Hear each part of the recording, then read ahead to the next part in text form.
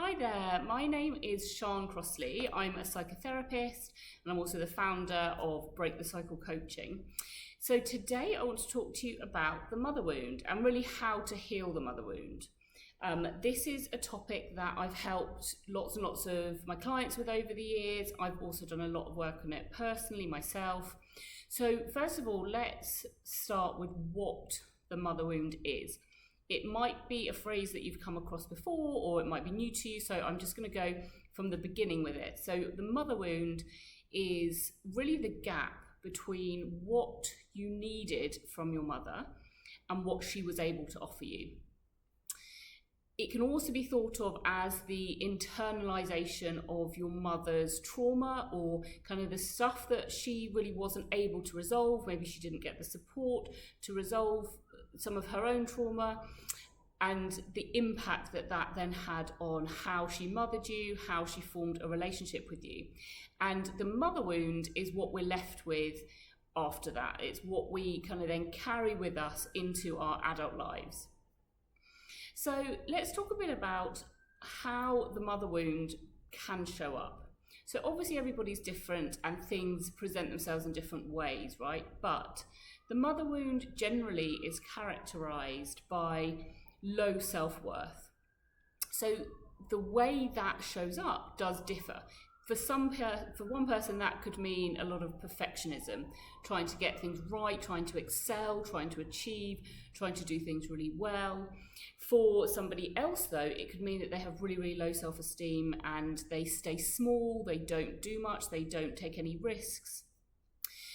It can also mean that, when we have low self-worth, things like self-care can become quite difficult, or it's kind of not particularly natural to really deeply look after ourselves, prioritize ourselves. We'll tend to put other people first, so we can get into those dynamics where we are doing too much, right? We're kind of over-serving other people and neglecting ourselves. And low self-worth also can manifest in our boundaries, finding it difficult to say no, the people-pleasing stuff. So it manifests in different ways, but generally speaking, the mother wound affects how you feel about yourself and how worthy and deserving you feel of love and care. So I do want to just touch on kind of why the mother wound matters, or kind of really why the mother relationship in particular matters so much. Because of course fathers matter as well, and having an emotionally unaware or abusive or neglectful father has a massive impact, of course. But when we're thinking about in terms of development, the mother-child relationship is just so enormously important. Your mother is who you hear first. Get familiar with your mother's voice in the womb before you're even born. Typically speaking, she's the first person you see, the first person who looks at you, the first face you see, the first voice you hear. And really, we look to our mother as a template for how to love. And she is our first love. She kind of models how to relate, how to have a relationship. And in a traditional sense, she's the one that feeds us. Of course, in reality now we have brilliant things like bottles and formula and so on. But traditionally speaking, it would be your mother breastfeeding you. And so it's just a really, really fundamental, important relationship in terms of how you develop your sense of who you are and your sense of how you can love, and should be loved. I also want to add that this whole thing, my approach and healing the mother wound in general, is really not about blame. It's not about kind of bashing mothers. Being a mother is the hardest job in the world. And it's often been done for many generations now. It's been done without proper resources, without proper support. It's a really, really tall order. And also mothers are just people. When we become mothers, I'm a mother myself. I know lots of women my age and obviously older who are mothers as well. And when you become a mother, you don't suddenly become a different person. what I mean by that is all of your traumas come with you. All of the stuff you haven't processed comes with you. All of the things you haven't yet been able to face, you haven't been able to resolve, you haven't quite understood in yourself. And in fact, motherhood often triggers all of that stuff as well. So this really isn't about blame. This is just about recognizing the powerful impact that your mother has had on you and your sense of yourself, and working out how to kind of fill in the gaps where you can, figuring out how to offer yourself now what she couldn't offer you, how to kind of tend to those wounds that it's created. So let's talk about how you can heal. It can feel like a really overwhelming task, because if you have a difficult relationship with your mother, and this could be past or present, right? So it could be the case that you currently have no relationship with her at all. Maybe you're no contact with your mum. Maybe she's passed away. Maybe she is just really estranged from you in some capacity. But your mother wound can still be affecting you, right? That's the whole point, is that it's not just about the relationship actively, it's about the mark that it's left.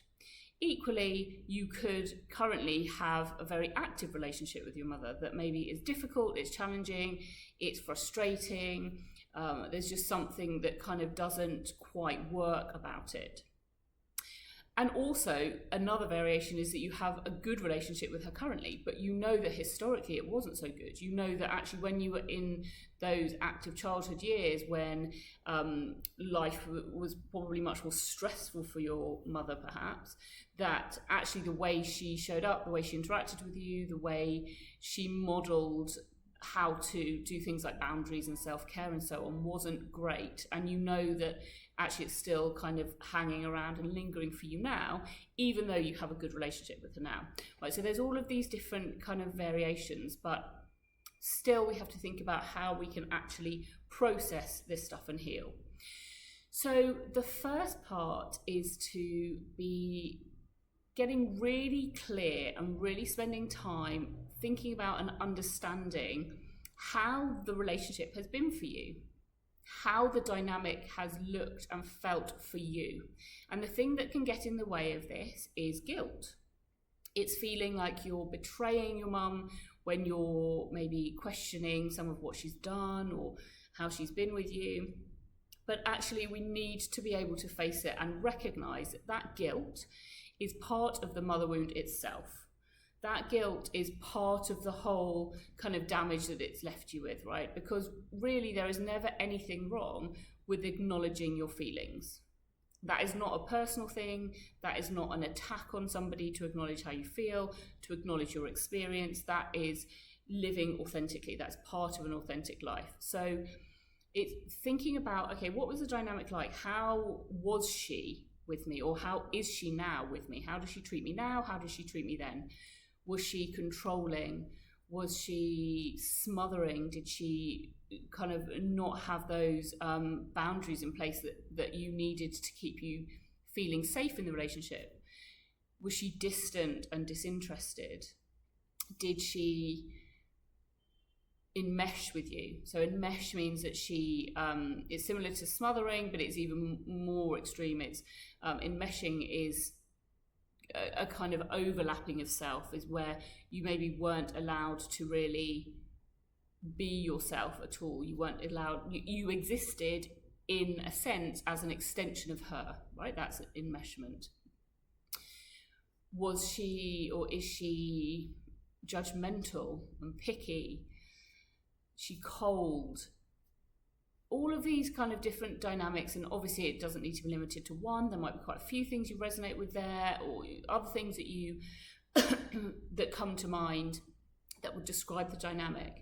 So first of all, it's about really understanding how has the relationship been for you, how has it felt for you, and then you can start slowly kind of unpicking and unraveling, okay, well, where else does that show up? I felt judged by her, I always feel judged by her, and actually, oh yeah, I'm really sensitive to being judged now when my husband judges me, or my friends, or if I feel like somebody's looking at me in a certain way, I feel judged really quickly. Okay, so we can start to understand the dynamic and then start slowly joining the dots. The next part of healing your mother wound. This is a bit of a whistle-stop tour because obviously it's quite a big topic, but there is a way to kind of work through it that will feel manageable. So the next part is to be focusing on letting yourself grieve. And when I say grieve, I'm talking, this is true even if you have a current relationship with her. Grieving is not exclusive to people who have passed away. We can grieve for what could have been. We can grieve for what we needed but that we didn't get. So letting yourself really go there and acknowledge what it is that you needed from her that she wasn't able to offer you, how that felt, letting yourself go through the process of acknowledging it as a loss, because it is a loss, and letting it go. So we have to go through that process of feeling the loss first. And the reason that we do this grieving process is because that makes way for acceptance. Now, acceptance is not the same as forgiveness. It's my personal belief that you don't have to forgive in order to heal. Some things are unforgivable.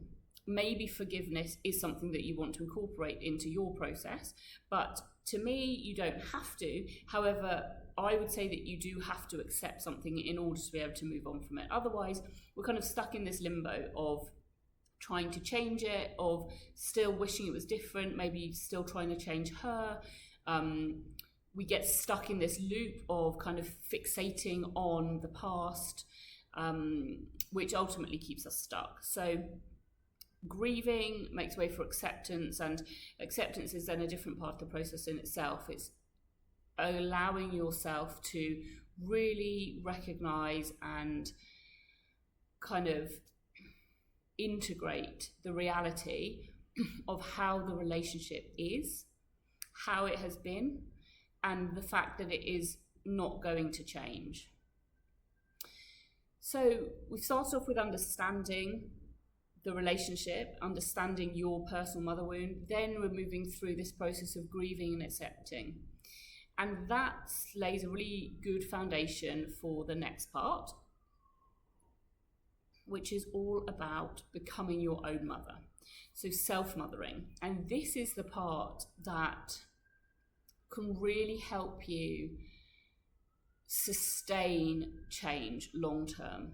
So when I say change, I mean that you will be able to kind of make progress in relation to your relationship with your mother, and it will stick around. It's not going to kind of just work short term. So becoming your own mother. So that really means learning how to offer yourself all of the things that you needed from her.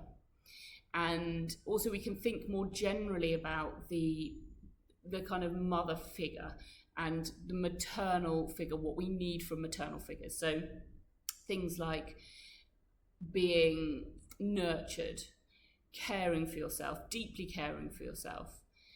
And that's not kind of surface level self-care. That is really being able to nurture what you need, your physical needs, your emotional needs throughout each day. You're kind of, that might look like making sure that you're eating when you need to, that you're having enough water when you need to, that you're getting sleep, that you're getting movement, that you're getting enough connection with people, that you're getting enough time to yourself, enough downtime. All of this stuff is what we look to our mother to kind of check in with and make sure that we're doing, make sure that we have, helping us to learn how to do for ourselves ideally. So if that hasn't happened, then it's about starting to do that for yourself.